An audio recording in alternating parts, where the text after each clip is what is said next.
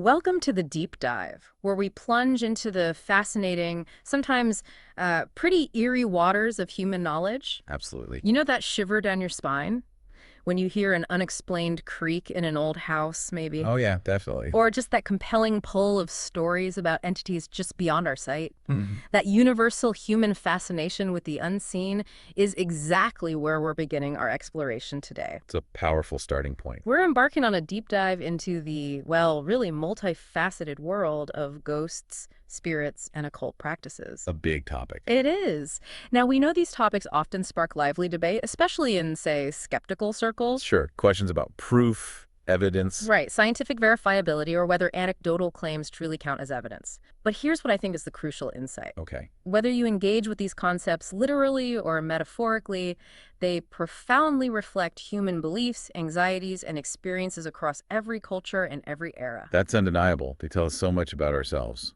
Exactly. So our mission today is to unpack these concepts. We're drawing from a really rich stack of sources, ancient texts, foundational folklore studies, right up to modern online discussions and ethnographic research. A broad sweep. Yeah, to understand what these entities are believed to be, why people believe in them, and how different societies interact with them. The what, why, and how. Good framework. Get ready for some surprising facts and hopefully a few genuine aha moments that will leave you truly well-informed on this captivating subject. Sounds good. Let's dive in. Okay, let's unpack this. When we talk about ghosts or spirits, what are we actually referring to? The terms themselves have quite a journey, don't they? They really do. The history is fascinating. Take the English word ghost, for instance. It comes from the Old English gast, which meant things like breath, spirit, soul, or ghost. Pretty broad. Right, the life force, essentially. You can trace it back even further through Proto-Germanic geistas, also meaning spirit or ghost, to a deeper pre-Germanic root, goisas. And this is where it gets interesting. That root intriguingly meant fury or anger. Fury. Wow. That's Yeah. that's quite a shift from just breath or spirit. Isn't it? It's not just the linguistic curiosity. It really hints at the often unsettling, maybe even terrifying nature associated with these entities right from the start. So the fear element was baked in early on. It tells us the unseen wasn't always seen as, well, benign. Exactly. It carried this potential for disruption and fear. Makes sense. And it's not just ghost. Our sources show this whole vocabulary of related terms in folklore that paint a much more nuanced picture. Right, it's not monolithic. Take wraith, for example. That's a Scots word for a ghost or specter, often implying a distinct visible form. Ah, like an apparition you can actually see. Yeah. And J.R.R. Tolkien, the master of myth-making, he apparently favored linking it to the word writhe. Writhe. Suggesting what? Torment? Agony? Perhaps, like a twisting, tormented presence. Think of as Nazgul, maybe. Got it. That adds another layer of discomfort. Then there's the revenant. Now, this term describes a deceased person returning from the dead to haunt the living. Okay, so returning. But unlike maybe a wispy ghost, a revenant can be either a disembodied spirit or and this is more unsettling, an animated or undead corpse physically interacting. Ooh, okay. That's crossing a line into something more tangible, more threatening, perhaps. Definitely. And finally, the concept of a fetch. This is truly fascinating. A fetch? What's that? A fetch is the visible ghost or spirit of a person who is still alive. Wait, alive? How does that work? It's often regarded as an omen or a portent of their impending death, like seeing your own double. Whoa! The doppelganger idea. Seeing yourself means your time is up. That's the folklore. Yeah. Adds a really chilling layer to ideas about fate and mortality, don't you think? Absolutely chilling. These distinctions show just how meticulously cultures have tried to categorize the unseen. Yeah, interpreting all these myriad forms. And it's fascinating how these linguistic and folkloric origins point to this truly universal human notion of the departed. It's not just random stories. Right. Folklore scholars, for instance, they've meticulously categorized ghosts and other revenants. There's actually a universal motif index designation, E200 E599. Like a Dewey Decimal System of ghosts. Kind of. Yeah, think of it as a global library system for supernatural tropes. It shows just how consistently these ideas pop up in human stories everywhere, regardless of culture. So what are the broad categories in that index? Generally, folklore breaks them down. You've got deceased people seeking vengeance. The classic vengeful spirit. Exactly. Or those trapped on Earth due to maybe unfulfilled tasks or misdeeds they committed. Unfinished business. Right. Or simply lingering because of unresolved grievances or maybe improper burials that comes up a lot. Okay. And the appearance of a ghost itself has often been seen as an omen of death. Plus, an unnatural or sudden death is commonly considered the trigger, the impetus for a haunting. Which leads to a really big question, I think. Go on. Why? Why do these notions of transcendent, supernatural, or numinous entities, ghosts, demons, deities, why do they seem to be a cultural universal? The big why. It often gets summarized under things like animism and ancestor worship in pre-literate folk religions. But what's the underlying reason? What does this tell us, about the fundamental human experience? That's the multi-million-dollar question, isn't it?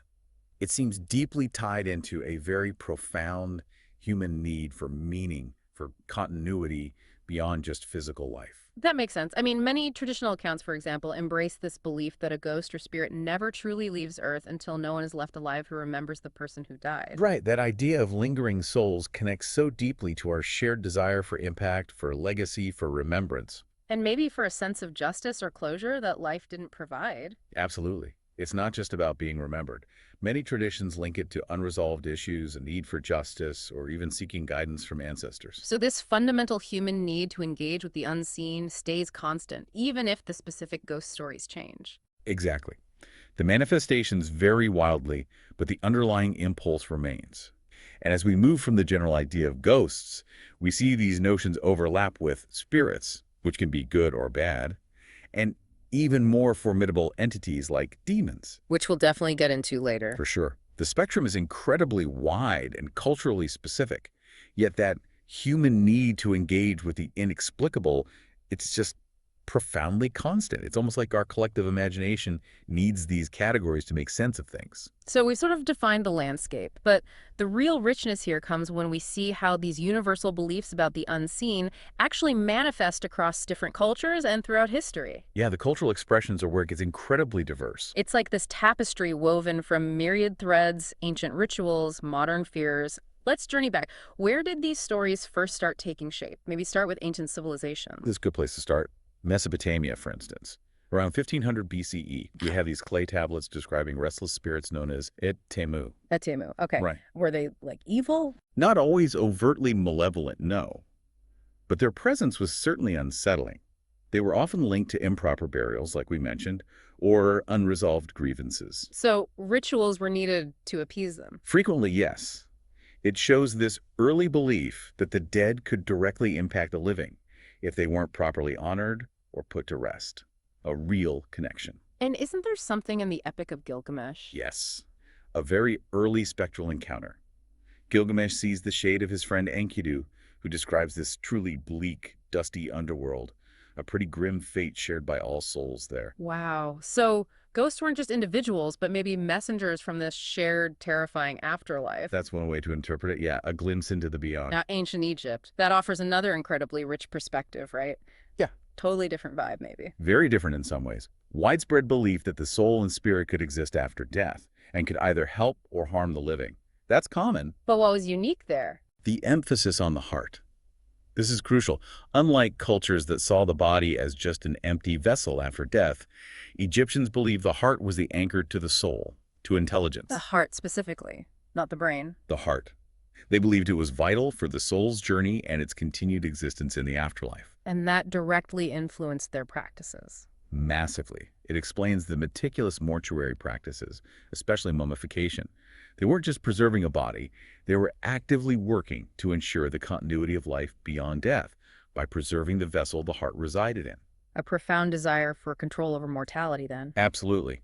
And of course, this ancient reverence is the root of our modern trope of the vengeful mummy bringing curses. Right. Disturb the tomb, face the consequences. It's a powerful example of how deep cultural beliefs shape rituals and stories that last for millennia. So if we then look at, say, the Hebrew Bible, it's quite different again, isn't it?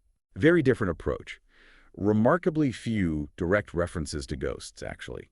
And when spiritism is mentioned, it's usually linked with forbidden occult activities. Like it's frowned upon or dangerous. Definitely frowned upon. The most famous example is King Saul and the Witch of Endor. Ah, yes. He asks her to summon Samuel's spirit. Exactly. And it's portrayed as this desperate, forbidden act of necromancy.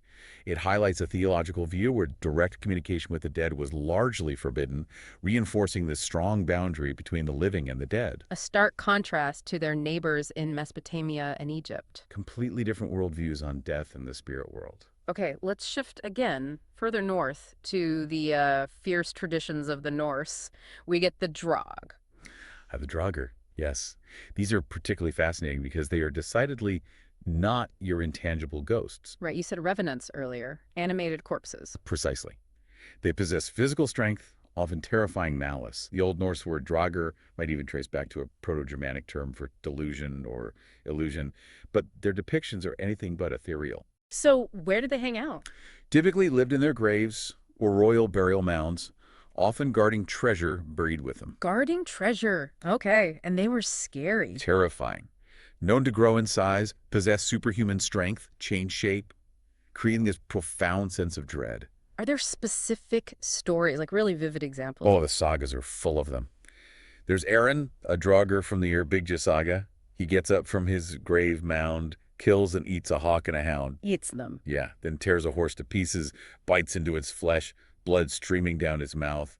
Another night, he supposedly grabbed someone by the ears and tore them off. Yikes. Okay, that's so visceral. Extremely. They were also known for devastating livestock, running animals to death, preying on shepherds. A genuine physical threat. So how did people deal with them? You couldn't just ignore them. Definitely not. Defeating them was tough. One account describes the hero Ola striking a draug so hard it flew out a window, sparks hissing, and then the draugr cries out, "Up, all you Christian souls, and help me." And Ola hears this brutal fight. He thinks it's ghosts battling the draugr, using coffin boards and seaweed. Coffin boards and seaweed? Seriously. That's the description. The next morning, the churchyard was apparently strewn with evidence of this battle. That imagery is incredible. It really highlights how physical and combative these things were perceived to be. Absolutely.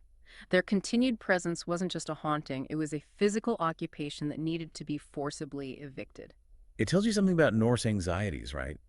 About death, legacy, maybe even wealth, since they guarded treasure. Definitely. Unlike ethereal spirits, the Draugrs were literally rooted to the material world, forcing the living to confront the deceased's lingering power. Which might explain their burial practices. Cremation, ship burials, grave goods, all to help the soul move on properly. Exactly. Strong cultural desire to ensure the dead stayed separate unless they came back as a dreaded draugr. So we connect this to the bigger picture. You see these recurring themes, right? Beliefs about the dead are consistently tied up with very human needs, comfort, closure, maintaining social order. Yeah, whether it's elaborate Egyptian rituals or fighting Norse zombies. Precisely. Societies always seek ways to manage that transition from life to death and the ongoing relationship between the living and the dead. Which brings up a good question. What's that? How do these cultural expressions of grief and memory shape how we see ghosts in more recent times? We're moving from ancient fears to how these beliefs evolved, reflecting maybe different societal concerns. That's a great transition, because medieval Europe offers another fascinating perspective: medieval ghosts. They were often depicted as much more substantial than the, wispy Victorian figures we often imagine. More solid. Yeah. There are accounts of ghosts being physically wrestled with, even held down until a priest could arrive for confession or last rites. Wrestled with, wow. They were typically described as paler, sadder versions of their living selves, often in tattered rags, and interestingly, predominantly male. Reflecting the society of the time, perhaps. Probably. And reports from this era also include terrifying visions of ghostly armies fighting at night, or phantom knights challenging the living to duels. Suggesting anxieties about war, unresolved conflict. Makes sense. British folklore especially has rich traditions. Beliefs like the dead haunting lovers who take new partners, famously in the ballad Sweet William's Ghost. Ah, the spurned lover returning. Right, or that poignant belief in the unquiet grave, where too much grief from the living can actually prevent the dead from resting peacefully. That highlights a real emotional responsibility the living felt. It does, but conversely, you also find the Grateful Dead motif. Grateful Dead, not the band. Haha, no, the folktale motif where a hero properly buries someone, maybe pays their debts, and then gains a helpful, sometimes supernatural companion from the deceased. So respect could turn a potential threat into an ally, a more hopeful side. Exactly, it shows the dead weren't just gone. They were still actively part of the social and moral fabric. Their unresolved issues could directly impact the living. Which brings us neatly into the Victorian era, a period marked by the huge rise of spiritualism in the 19th century. Right. Seances, And mediums. there's partly a religious rebellion, Yeah. against what many saw as stodgy traditional religious authorities. It championed radical individualism. That's so. It offered a direct, personal connection to the divine and the departed, bypassing priests or ministers. People felt empowered. And it gained huge appeal because it offered proof, or Yeah. claimed proof. Exactly. Unlike religions demanding faith, spiritualism claimed concrete proof of soul immortality through seances, spirit photography, automatic writing, things people could supposedly see and experience. Plus, it had this unique stance on women's equality, right? Empowering female mediums. Quite progressive for the time, yes. Women were often central figures. And didn't the American Civil War play a massive role in its growth? Huge. Absolutely huge, and often overlooked. Hundreds of thousands of families were robbed of that good death, the peaceful passing at home, surrounded by loved ones. Instead, soldiers died far away, often violently, bodies unrecovered. Exactly. So grieving mothers, fathers, wives, desperate for solace, for closure, turned to seances to try and communicate with lost loved ones. Mary Todd Lincoln reportedly held seances in the White House for her sons. Wow. Even in the White House. And even after World War I, with its unimaginable casualties, figures like Sir Arthur Conan Doyle, Sherlock Holmes' creator, became huge advocates. Conan Doyle? Really? Oh, yes, a fervent believer.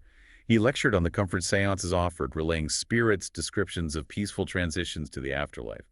It provided this much-needed narrative of hope amidst all that loss. That makes so much sense. Historical trauma really shifting beliefs, and the Victorian mourning rituals themselves reflect this deep engagement with the unseen, don't they? Absolutely. Postmortem photography, for instance, became quite common. Yeah, those photos are unsettling, posing the dead as if alive.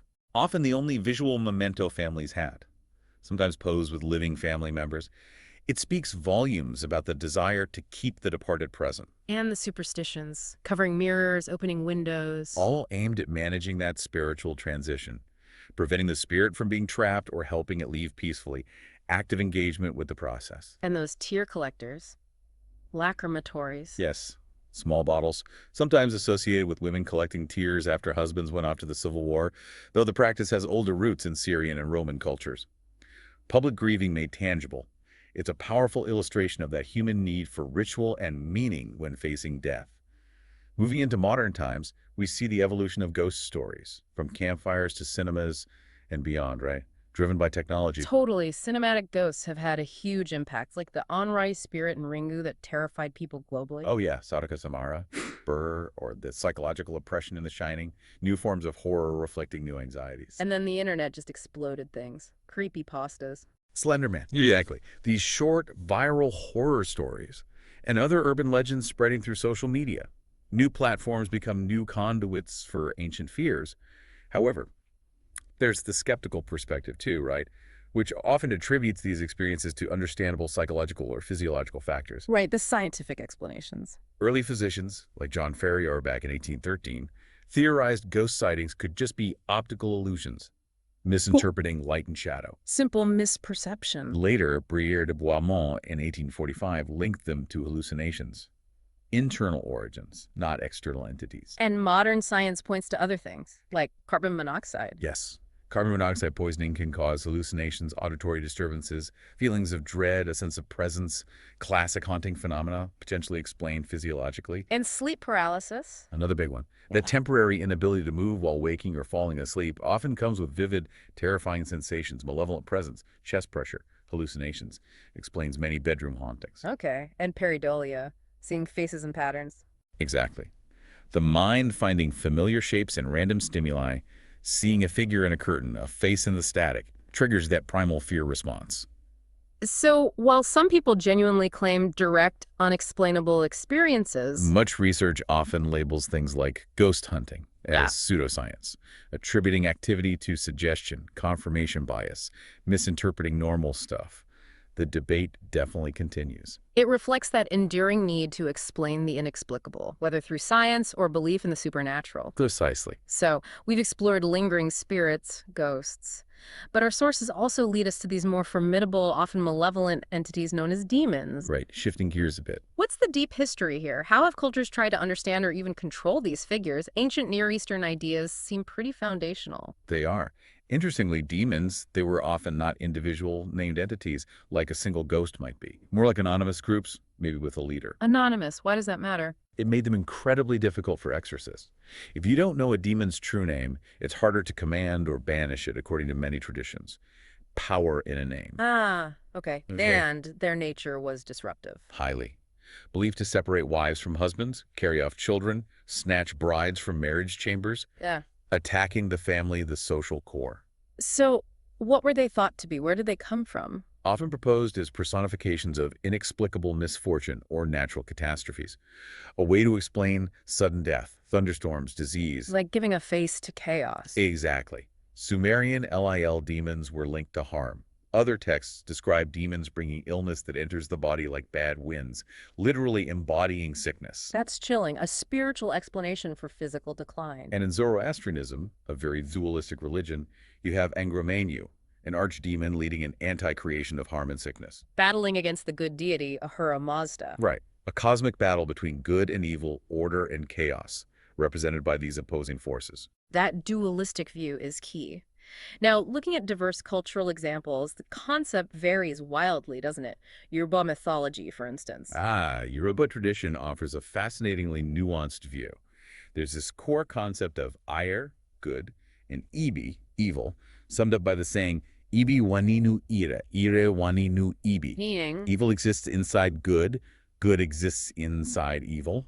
It's fundamental. It means even powerful deities or spirits aren't purely good or purely evil. unlike some Western systems that draw sharp lines. Exactly. Yoruba tradition embraces complexity.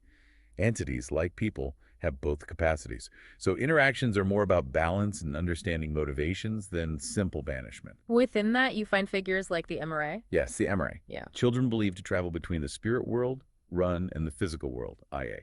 Yeah. Often has negative connotations. Why negative? They might disappear and reappear, often believed to die young, especially on days of great joy like weddings. Their beauty and boundary crossing positions them as spirits in disguise who can distort the balance. A powerful metaphor for life's unpredictability. Wow. And other entities. Oh, a Joe. Right, OO are sometimes called the husbands of Ajar. Ojo, along with Egboni and Oo, are seen as partners of progress, overseen by deities of justice and earth. Ajo are even called the most disciplined cult in the world. Disciplined, not just chaotic evil. Far from it. Implies structure, influence, not just random malice. Then there's Ezoexu, the trickster god. Often mistaken for the devil in the West. Exactly, a colonial misinterpretation. Ezu actually embodies complexity, crossroads, fate. And Sapona, the smallpox deity, represents a powerful natural force to be revered and appeased, not just fought. It's incredibly nuanced. That Yoruba worldview really highlights complexity. Okay, shift again. Japanese folklore, we get the Oni. The Oni, a type of yukai demons, ogres, trolls, known for superhuman strength, linked to thunder and lightning, raw, untamed power. And pretty terrifying, right? Murder, cannibalism. Oh yeah, their appearance is striking.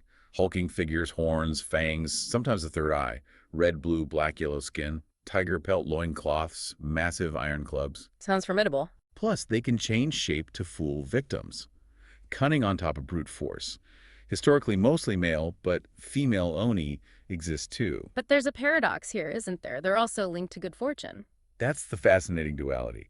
Despite their monstrous nature, they can bring luck and wealth. How does that work in practice? Like the Setsubun festival. Exactly, the bean throwing festival. Yeah. People throw roasted soybeans out shouting, Oni wa soto fuku wa uchi, demons out, luck in. Is it just symbolic? It's rooted in ritual and even wordplay.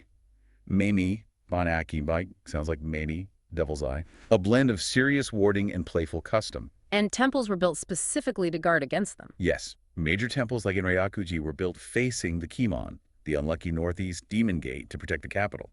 Sophisticated geomancy and protective magic. So the Oni embodies both destruction and potential benefit. Nature's duality. Perfectly put, a profound cultural understanding of power's two faces. It's a great example of integrating even scary forces. And briefly, back to Egypt Bess, he wasn't malevolent, was he? Not at all.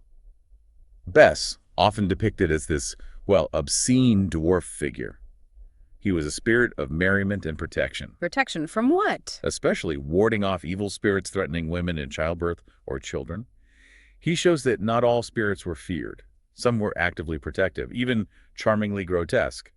The full spectrum. Okay, so we have this incredible diversity of ghosts, demons, spirits across cultures, which raises the question. How do modern spiritual beliefs, especially big religions like Christianity and Islam, deal with all this? How do they interpret the existence and influence of these entities today? Right. Where ancient beliefs meet contemporary theology and lived experience, let's look at Christianity first, maybe Protestant views. Okay, many Protestant denominations hold a strong belief in demons as distinct person entities, not just metaphors. Based on the Bible, Jesus casting out demons, the apostles. Exactly. And because of that, many churches today believe they still possess that power to cast out demons. Exorcism is still practiced. But there's debate, right, about whether a saved Christian can even be possessed. Huge debate. Some say no, God has ultimate control. Others argue demons can gain footholds through things like unconfessed sin, anger, lust, greed, creating vulnerabilities for demonic influence or oppression, even if not full possession. And the purpose of this demonic torment from that perspective. Often seen simply as torment, to cause suffering, sow discord, separate people from God. Pure malice. How do churches approach it? Is it always exorcism? Varies widely. Sometimes it's seen as a core pastoral duty. Other times, affected people are referred to mental health institutions, acknowledging the overlap between spiritual and psychological distress. And some clergy or psychologists admit a small percentage might be genuinely supernatural. Some do, yes. Cases that seem to defy purely psychological explanations. And the Bible itself warns against deceitful spirits and doctrines of demons, emphasizing an ongoing spiritual battle. Need for discernment. Okay, what about Islam? How are demons or evil spirits viewed there? There's an interesting idea conjectured by the philosopher Nasir Khusraw that evil human souls can actually turn into demons after death because of intense attachment to the world and their wicked deeds. So humans becoming demons. That's one perspective. Also, jinns and fairies, other supernatural beings in Islamic texts, they too can become devils, Rishaitin, if they pursue evil. Moral choice determines their nature. An engagement with the spiritual realm isn't just about fighting evil. Visiting saints' graves. Yes, that's a significant practice in many parts of the Muslim world. Visiting graves of saints is believed to transmit blessings, baraka, from God through the saint's spiritual station, a connection to benevolent spiritual power and intercession. So complex interactions with both malevolent and benevolent unseen forces integrated into the worldview. Absolutely. Nuanced and deeply embedded. So what does this all mean for us interacting with this stuff? With these powerful entities, it's maybe no surprise humans develop practices to engage them. Ancient rituals, modern occultism. Right. Trying to understand, communicate, maybe even control. What are these practices and what are the perceived benefits and dangers? Let's get into the art of evocation. Okay. Evocation. In occult terms, magic is often defined not as superstition, but as a kind of science, affecting multiple planes, physical, astral, mental, to create change according to will. So evocation is a specific technique within that. Exactly. It's the specific act of summoning an entity from another plane into external manifestation, whether that's just seen astrally, with the inner eye, or sometimes allegedly, even physically. And historically, what were people hoping to achieve with this? What were the promises? Oh, the promises were vast. Yeah. Finding hidden treasures, gaining admiration, supernatural abilities, teleportation, super strength, flight. Or flight, seriously. According to the promises, yes. And maybe most powerfully, access to all kinds of knowledge, mastering languages, sciences beyond normal learning. You can see the allure, power, and wisdom on tap. Definitely alluring. And the old grimoires, those magic books, supposedly held the keys, names, seals of spirits. That's the idea. But many sources say these grimoires were often deliberately obscure or even misleading. Why? To protect the secrets. Partly. Or to deter the uninitiated, throw them off track, maybe prevent them trying something dangerous without proper training, protecting the entities in the unwary. Like the Faust story, the pact for knowledge, but the risk of damnation. A classic archetype. Yeah. Contrasting Marlowe's version, where damnation is certain, with Goethe's, which is more about striving. And weren't John Dee and Edward Kelly doing something like this with crystal gazing? Yes, back in the 16th century, Hmm. pioneers of scrying attempting direct communication with angels via the astral plane. It's clear that beyond just power or knowledge, evocation speaks to this deep human desire for order and control over the unknown. How so? Those grimoires with their complex names, seals, intricate instructions, they weren't just spell books. They were attempts to categorize, understand, and ultimately master forces that felt chaotic. An intellectual exercise almost. Makes sense. So what kinds of entities do practitioners try to evoke? Is there a hierarchy? There's definitely a classification system in many traditions. Planetary entities are often seen as, well, maybe easier to work with. Tied to astrology, Venus for love, Mars for courage. Exactly. They represent the magical and astrological aspects of planets. And crucially, they correspond to the Sephiroth on the Kabbalistic tree of life. Okay, the Tree of Life, that's the mystical Jewish diagram. 10 divine aspects. Right. Each Sephiroth embodies a different aspect of divinity and creation. So evoking a planetary entity tied to a Sephiroth is like tapping into that specific divine energy or influence. Got it. Then there are angels. Angelic entities, yes. Yeah. Generally considered the most beneficial, trustworthy, willing to help, answer truthfully, assigned tasks by God, supposedly. Like Archangel Michael for protection, Gabriel for prophecy. Those are common associations, Oh, yes. yeah. Sought after for benevolent purposes because they align with divine will. And a third category, egregores. What are those? Egregores are different. They aren't pre-existing like angels or planetary spirits. They are created by magicians or groups, often for specific collective purposes. Created. How? Through concentrated thought, emotional energy, ritual.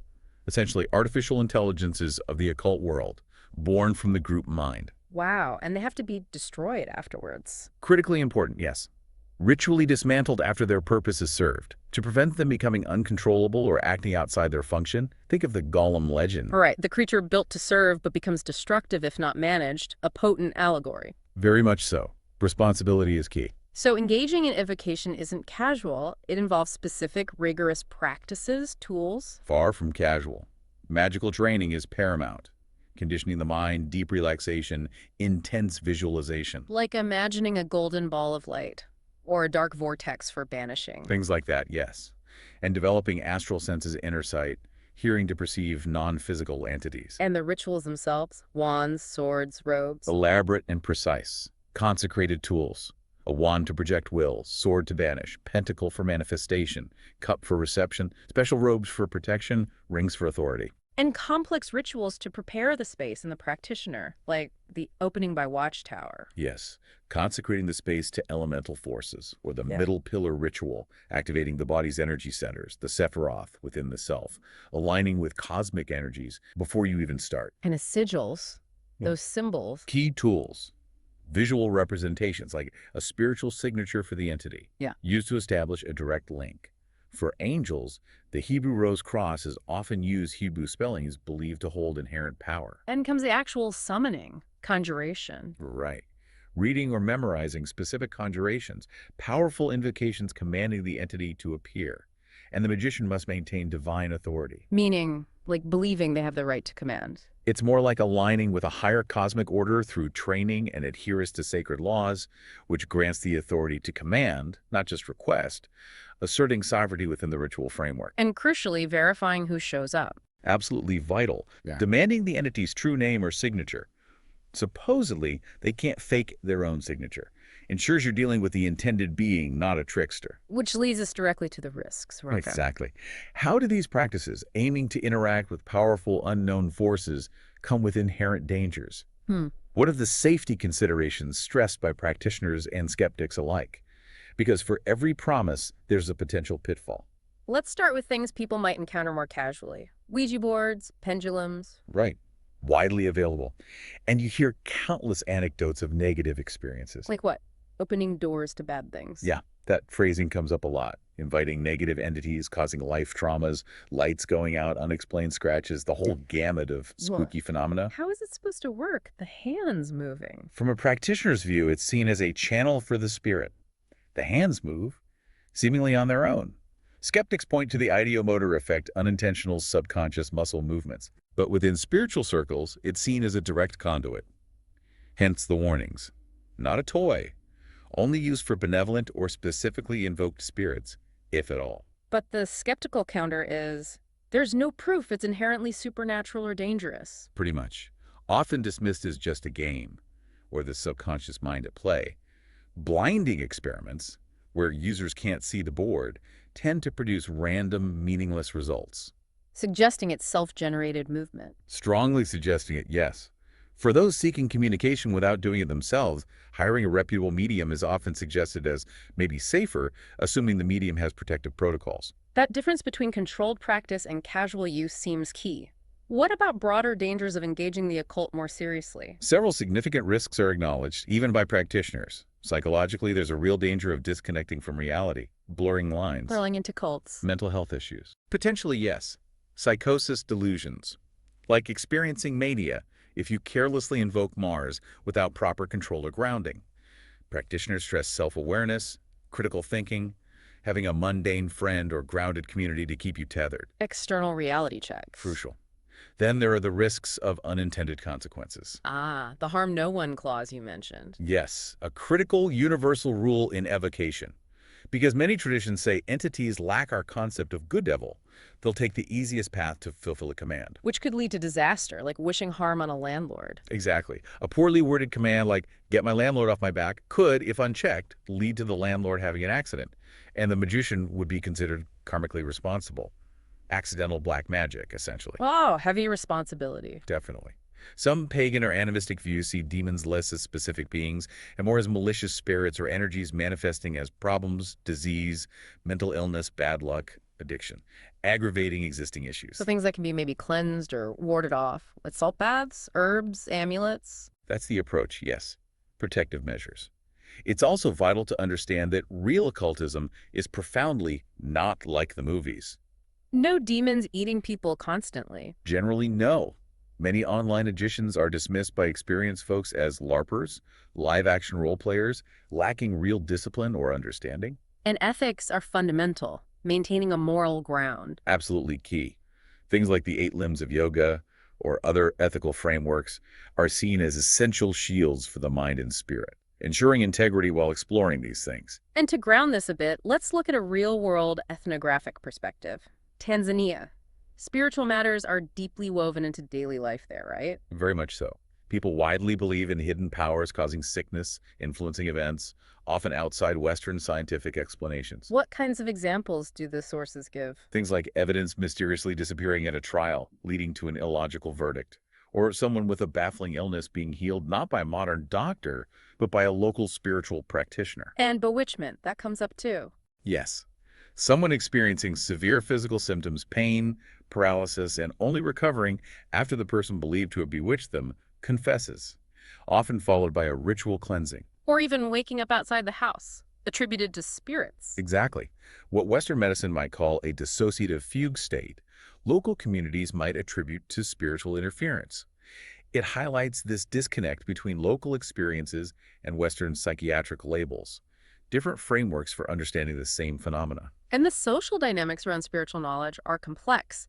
Secrecy, sanctions, even bribery. Highly complex, reflecting the perceived power and danger of this knowledge.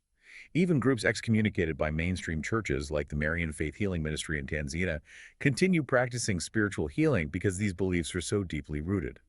The spiritual world isn't separate. It's an active part of daily reality.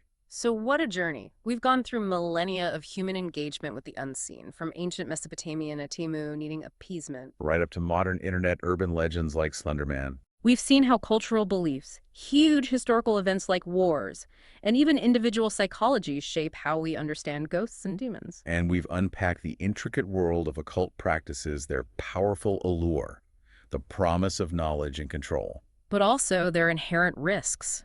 From summoning angels to the psychological dangers of exploring without grounding. Absolutely. And the key takeaways, I think, are profound. That fundamental human need to explain the inexplicable. To find comfort in loss. To exert some control over unseen forces. Yeah. That consistently drive so much of this interaction with the supernatural. Yeah, whether you view these entities as internal projections, literal beings, or misinterpretations. Spirits and demons remain a profound, enduring part of the human story.